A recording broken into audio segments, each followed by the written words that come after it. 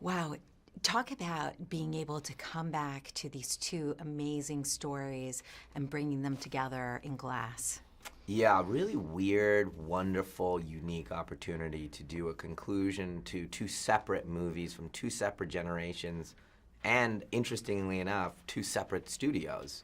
So I don't know if anything like this would ever happen again, but so this kind of triangle of movies was really fantastic. And when I was thinking about doing Split, thinking about how could we do a sequel without anybody knowing it was a sequel, well, the first thing was do it at a different studio. So no one would even possibly guess, that they would be tied. And so when we did that, that made that, hey, there's two parent companies there as we do Glass. So just an incredible moment of seeing the industry as a whole support a filmmaker, just supporting me. I'm astonished about it all and grateful in a way that I can't explain. But coming back to these characters feels like a reflection.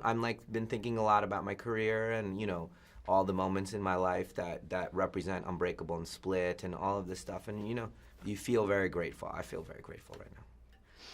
You also had the opportunity to use some unseen footage in this from Unbreakable.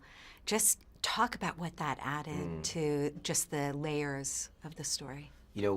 Taking so long to make the trilogy, there was a couple advantages that ended up happening. And one of them was I could use footage from the movie Unbreakable that you guys haven't seen and juxtapose it against the same actors playing those same roles now, and you would really get a sense of astonishment. You'd see a generation happen. What is it like to believe that you're a superhero for 20 years? And it'll make you think about a generational quality of the story.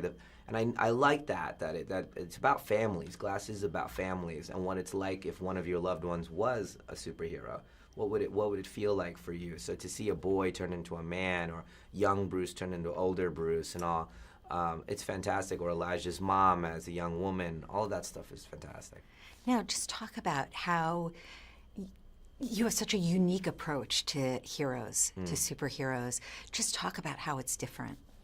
The whole theory of this Unbreakable world, or this Eastrail 177 trilogy, is the ordinary. Make it so ordinary. The world is ordinary, and there's no one flying, and there's no lasers coming out of your eyes, and there isn't really CGI. That's not what this is. This is really about, what if it was based on reality? What would those versions of powers be?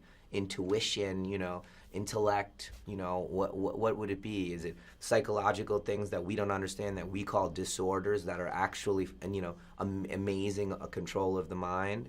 What is it? So I kept it in that way, almost like, The Sopranos, the way they approach gangsters.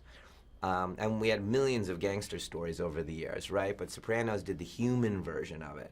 Kind of, I'm in therapy, my daughter isn't listening to me, I'm fighting with my wife, and oh yeah, I have to go at 2 p.m. and kill somebody. That version of the story. This is like the comic book version of that, existential crisis behind the scenes about life. But I think I might be a superhero.